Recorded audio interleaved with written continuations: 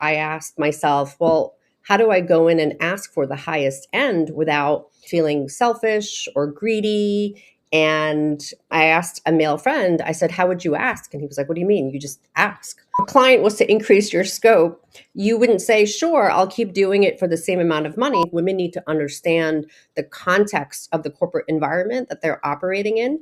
How you ask, when you ask, and frame it is really important. I always tell people you can't just negotiate in a vacuum. It's not even like what you would like. I would like to make, millions of dollars.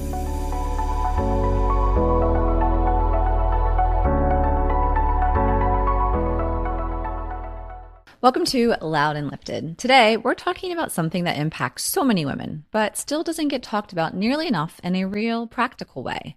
And that is self-advocacy around pay, promotions, and professional advancement.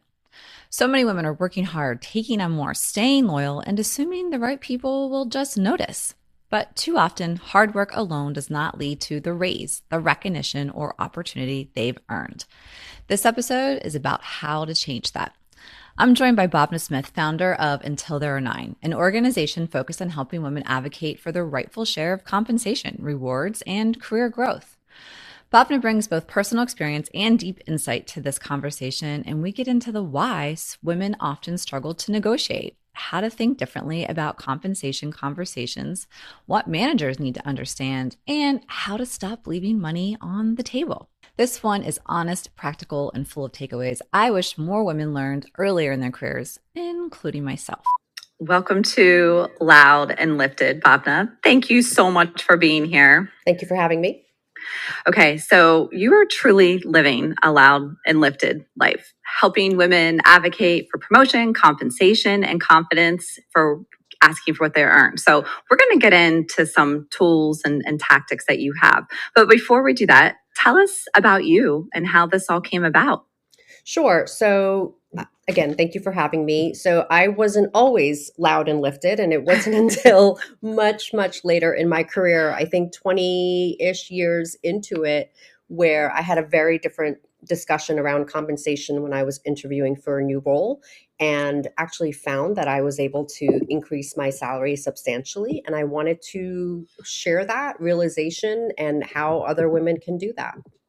Love that. Thank you. Thank you for that. So tell us what you've been doing. Sure. So I spent, 20-ish years in marketing, still in the marketing industry. And, somewhere along the way, as I mentioned, I was switching roles and companies.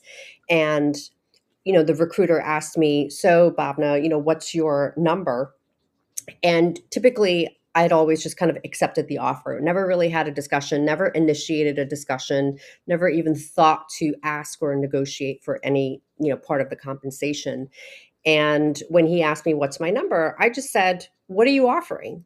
And, he gave me the range, and it was significantly higher than, what I would have quoted him, which is I take my salary, I add 10 to 20,000. I think, cool, I got a raise, pat myself on the back and move forward.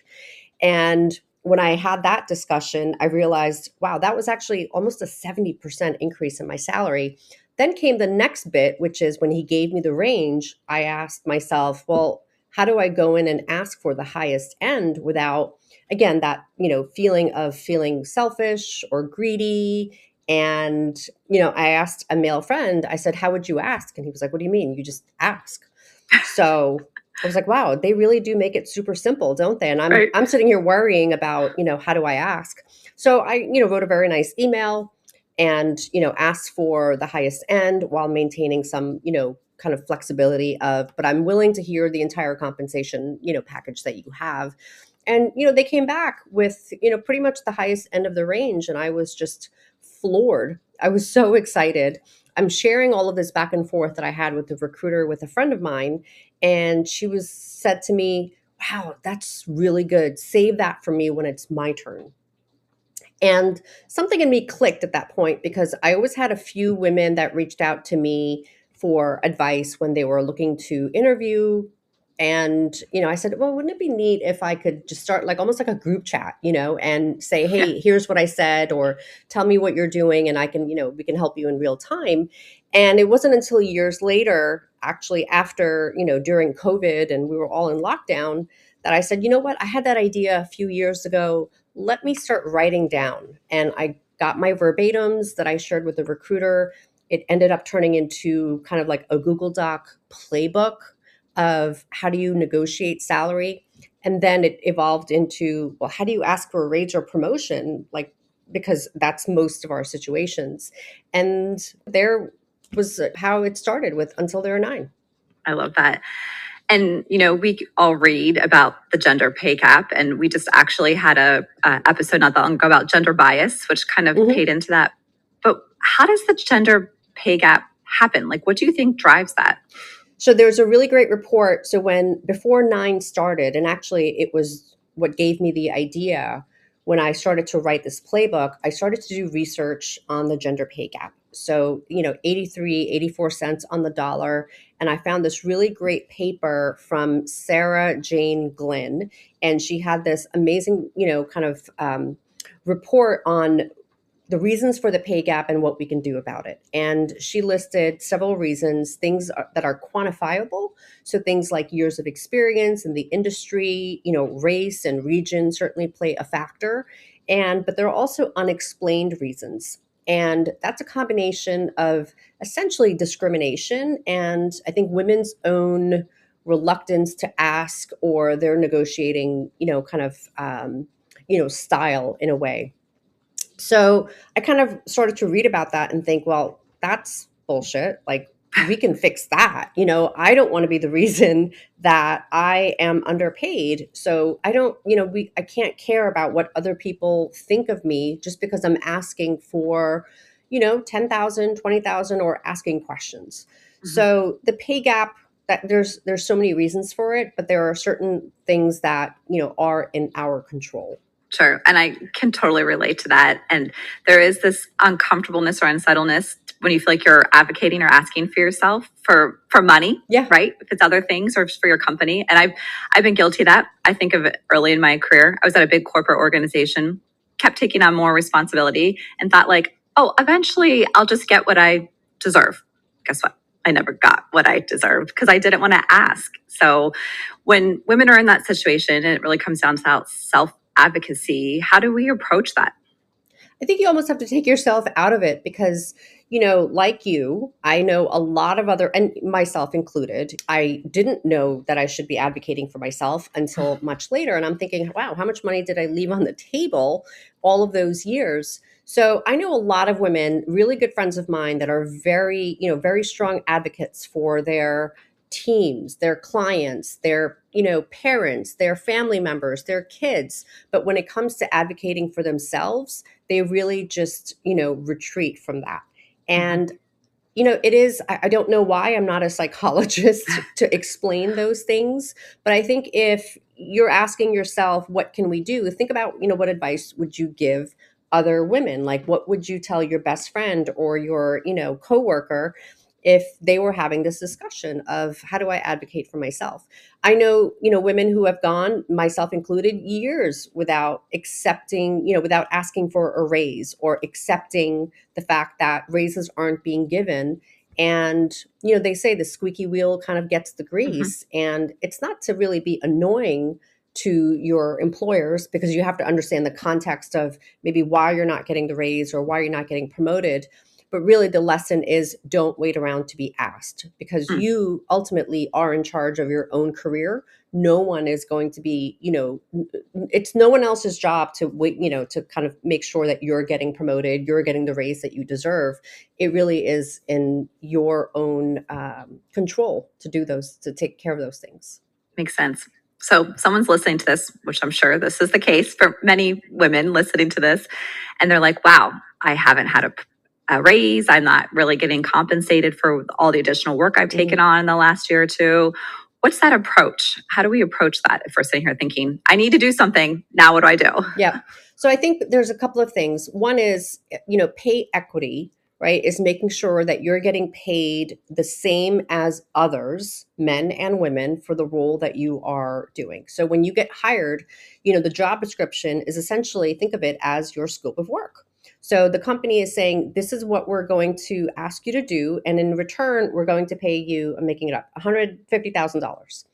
Okay. And then if a Mm. client was to increase your scope, you wouldn't say, sure, I'll keep doing it for the same amount of money, but now you're asking me to do more. So, and again, that has to be substantial and, a pattern over a period of time.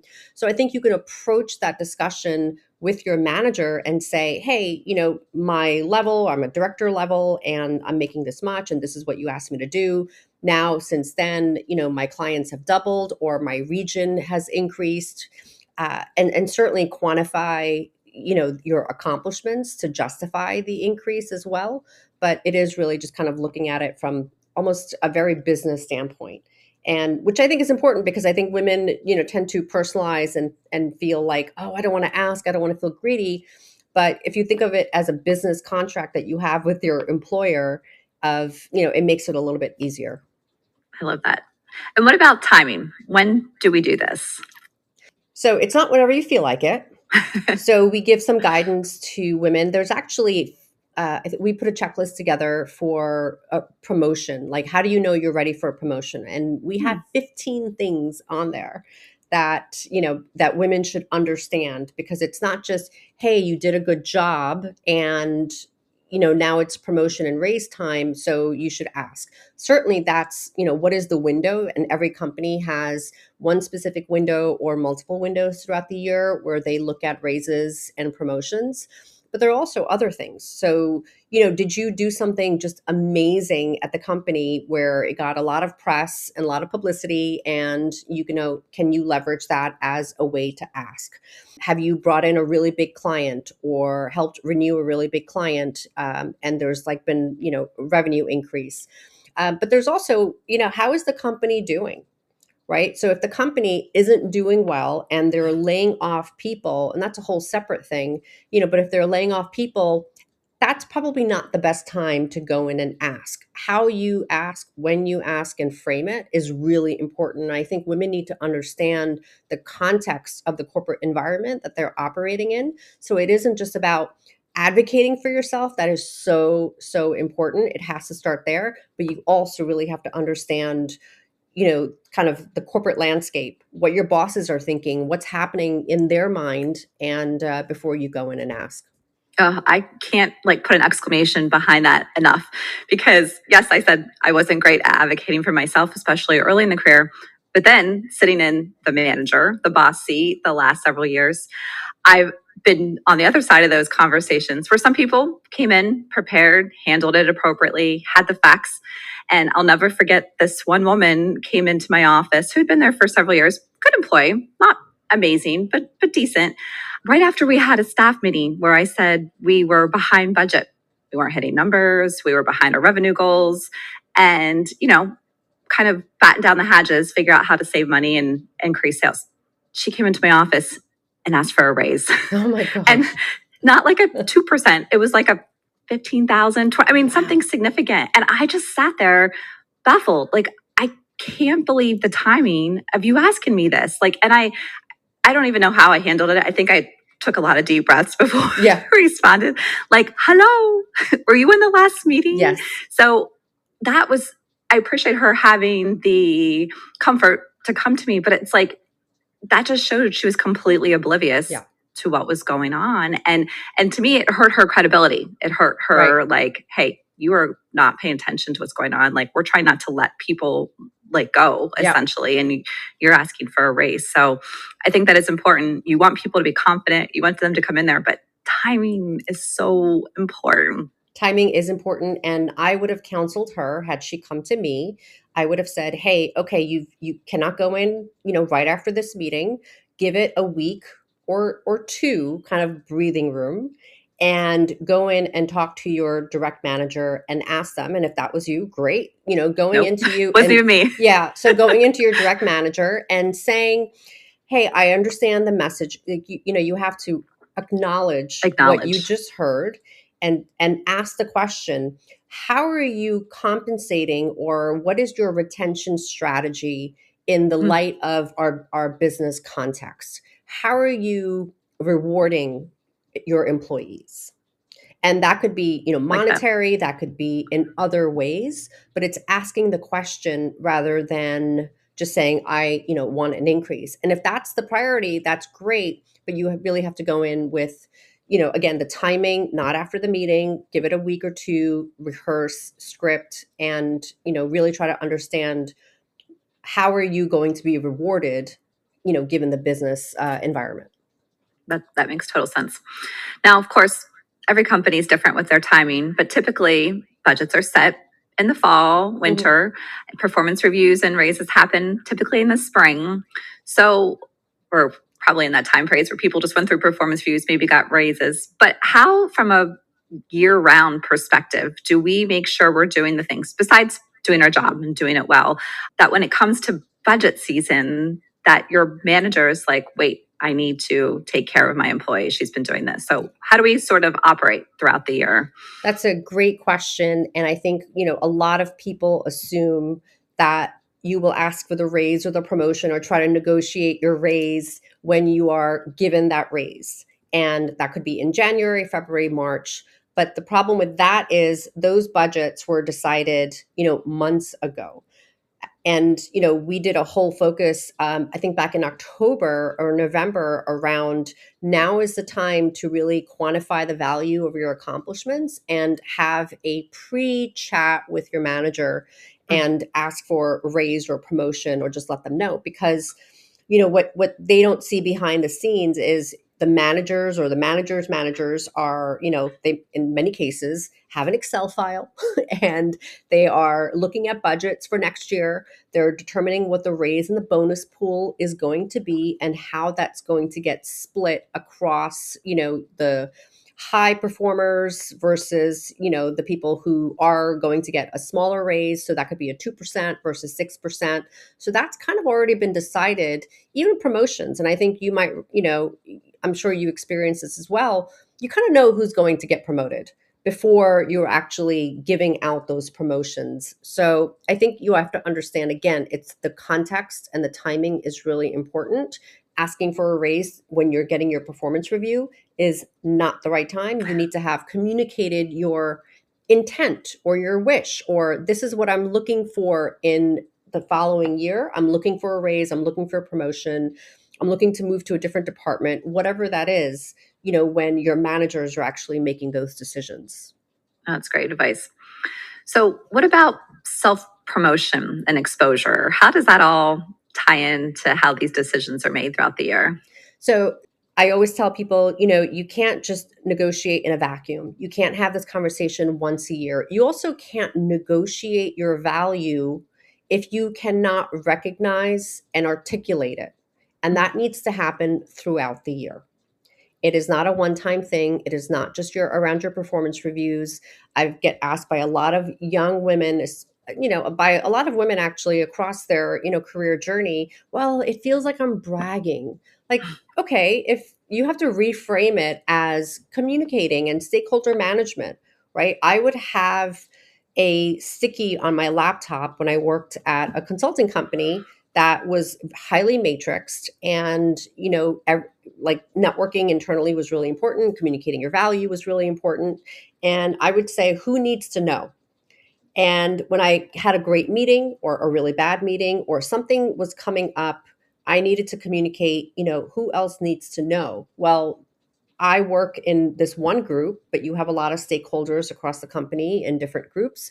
So kind of sending an email, once a week, once every couple of weeks, and putting in some senior people where the information is going to be relevant.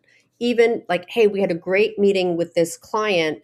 And, last week the team did a great job. There were a couple of next steps, wanted you all to be aware. So you kind of think of it as communicating, because I think people really like being informed and what's in the know, especially around big happenings in the company.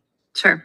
And how important is that exposure outside just your manager, like to the rest of whether it's a leadership team or to the CEO, depending on the structure of the company? How important is that? And how do we go sort of not above and beyond, but above and beyond Yeah. just focusing on our manager? I think it's critical because those decisions that are made around raises and promotions and visibility and, different like really good projects are not necessarily made by your manager. So this is especially important if you're women who are early in their careers, because their managers are also kind of like mid-level and you really want to get in, you want to be visible across the organization, across departments, and across senior leaders, because they're the ones who are making those decisions in the room.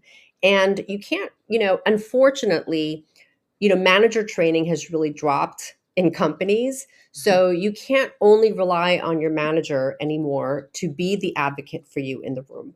And sometimes you might get a manager who's a really strong advocate. That's great. But sometimes you have a manager that isn't, very vocal and may not because they don't like you, but they're just like not in their personality Yep. to, kind of be vocal in the room. So it's important to make sure people across the company, know who you are. And when that time comes to say, oh, Betsy should get promoted, everyone in the room kind of like nods their head like, oh yeah, I know Betsy, she's fantastic. Yep. That's so important. And it doesn't matter the size of company. I mean, I've seen that at smaller companies and larger companies. You need to have that influence and sponsors from others. So I love that. All right, let's flip this a little bit. So we've been talking about when you're on the side of the table asking for promotion, raise, whatever it is. What if you're the manager who has somebody come to you, and I gave my story of bad timing, but somebody comes to you and they're a good employee, but they're like, I Googled my job and on Glassdoor, I should be making 200,000 and they're making 75. I don't know, making up Right. numbers. But as the manager, how do you handle that when you have employees who are solid employees, but they're coming with, whether it's wrong time, bad numbers, whatever it is? Like, how do you handle those conversations as a manager?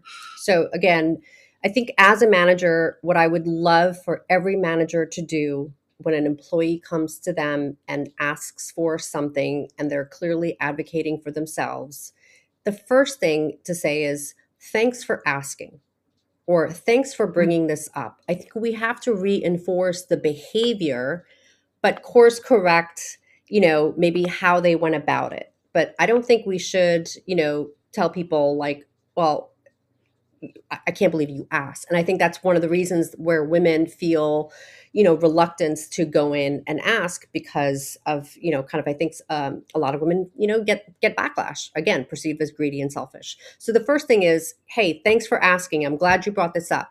Now, where are you getting those numbers from?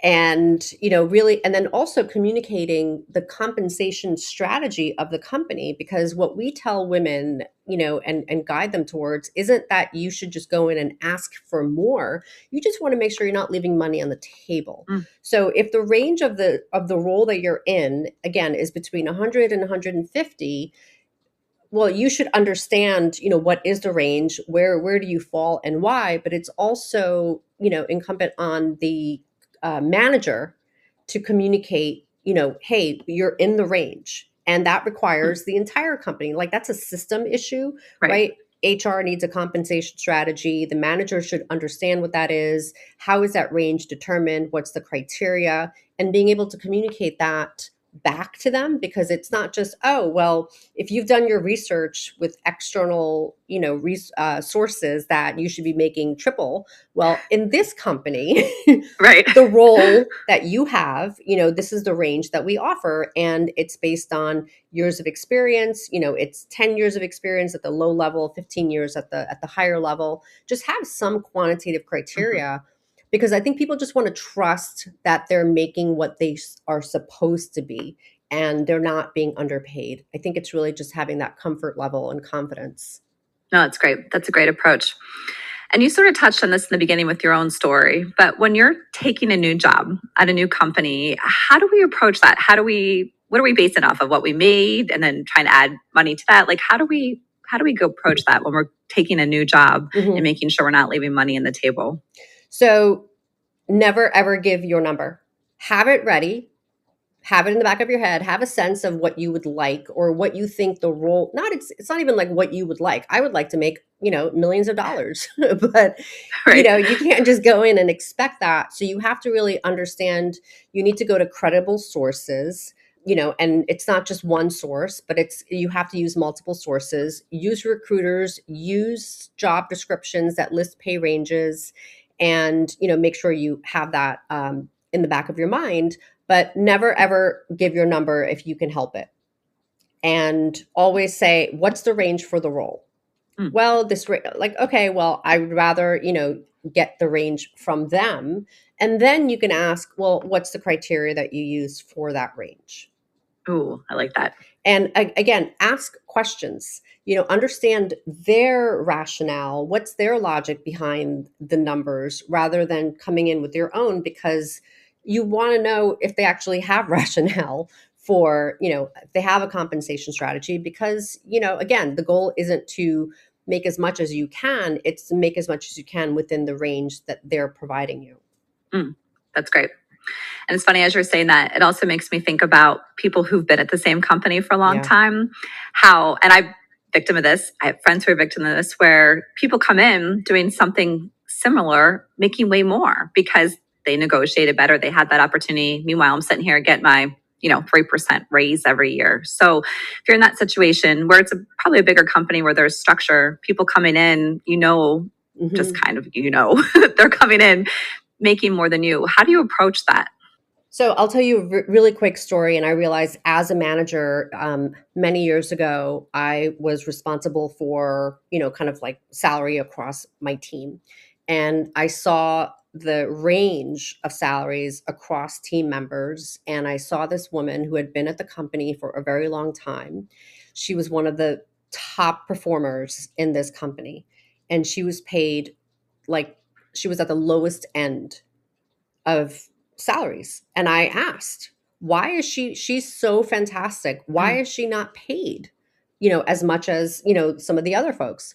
And the response I got was, well, the other folks just kind of negotiated more better. And, mm, this woman had been at the company for a really long time.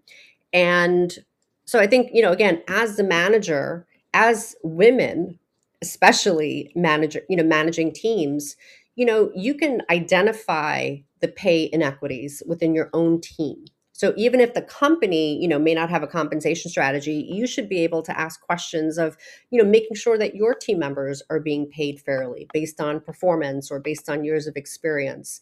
And I think as the employee, it is just asking the question of, again, at the right time with the right context, understanding what is the range that, they should be making. And again, the companies need to have rhyme and reason for the pay ranges. And I think with the salary transparency laws that, have been kind of rolling out throughout the country, it's becoming easier, and companies are being forced to publish ranges and have ranges that they need to communicate internally and externally, so people, aren't being underpaid who have been there for a really long time.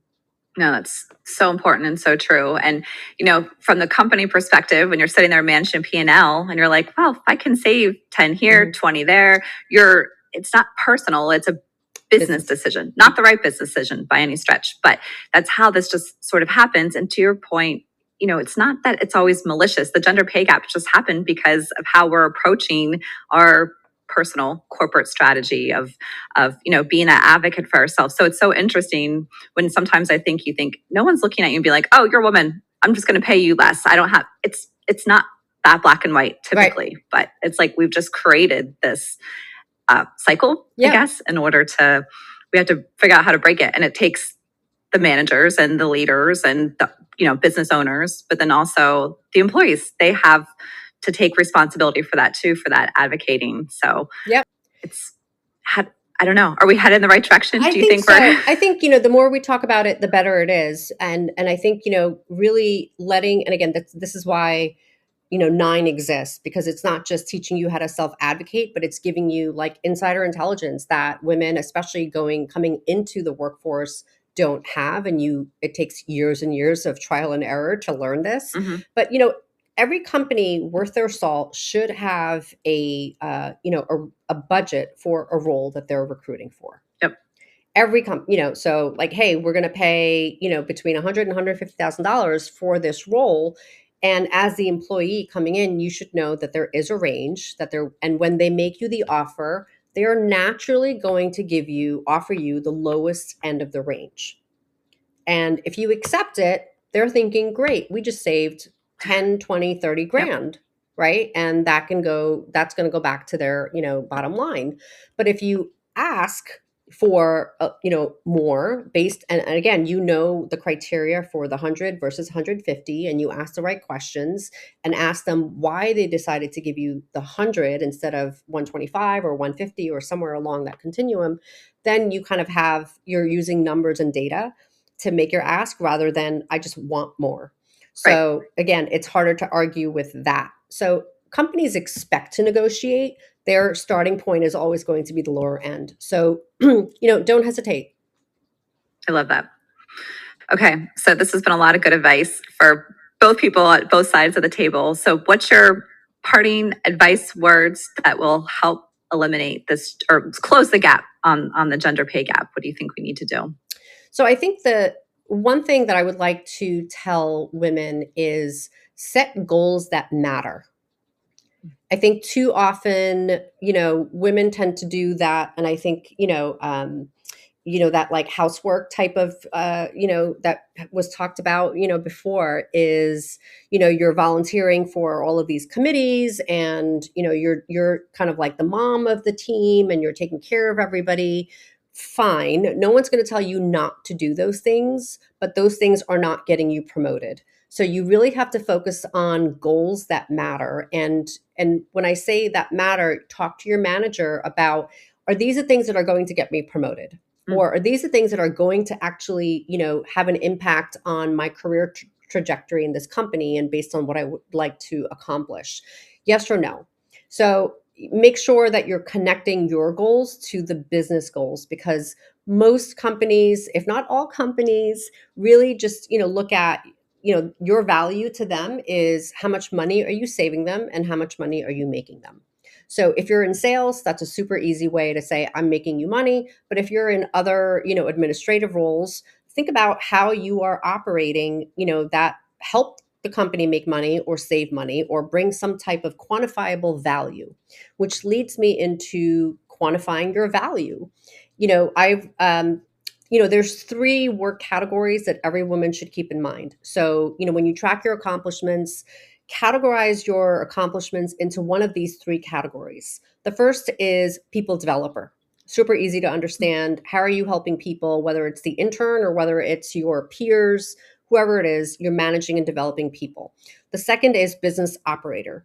That business operator is really about how are you, working along with the processes and the administrative things, or even, how you're helping to run the company and your team. And then finally, the value creator this is the role that you were hired for. What is the value that you are creating within the role for your company or for your client or both? And have goals and accomplishments under each of those three categories. And at least for one in each of those categories, quantify the value. What is the impact that you've had on the number of people, on the money saved, money earned? Make sure at least one has a dollar sign, percent sign, or number sign next to it. And so when it comes time to, and that's really kind of creating your business case. And when it comes time to asking for that raise or promotion in the right time, in the right context, you bring that business case to your manager and present it as a fact-based decision rather than any, it doesn't need to be emotional. It just needs to be fact-based. Oh, that's so good. And fact based is so important when you're dealing with money, right? Essentially, that's what the company is always trying to maximize their money, save their money. So if you can show how you're impacting that versus, oh, she's really nice and she's a hard worker, she stays late. That's great. But that's not going to get you a salary increase or maybe even a promotion. So being really factual and having the numbers behind that, I think is amazing advice. And one last piece of advice is when you make your ask, stop talking. Oh my gosh, that's amazing. Stop talking. Just silence. Let the other person process what you've asked for, formulate a response, because too often we tend to say, but I understand, if you can't do it, or worse, I have, 2 kids and a mortgage and I just bought a house. No, just put your ask out there. Based on this, I would stop talking, and force a silence, force a response. And whatever the response is, make sure you have an answer ready to go.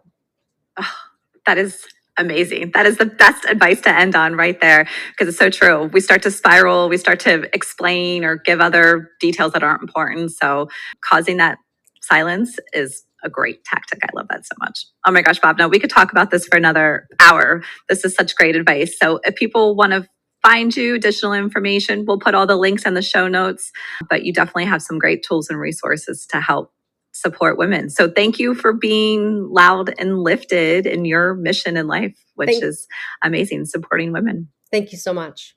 I love this conversation because it was such a good reminder that self-advocacy is not about being difficult, pushy, or ungrateful. It's about understanding your value, knowing how to communicate it, and being willing to ask better questions instead of hoping someone else advocates for you. Too many women are leaving money, opportunity, and advancement on the table simply because they've been taught to wait, stay quiet, or make themselves more comfortable for everyone else. And Bhavna made such a strong case for why this has to change and how to make it happen. If this episode resonated with you, send it to another woman in your circle. These are the conversations that help us all lead louder and lift higher.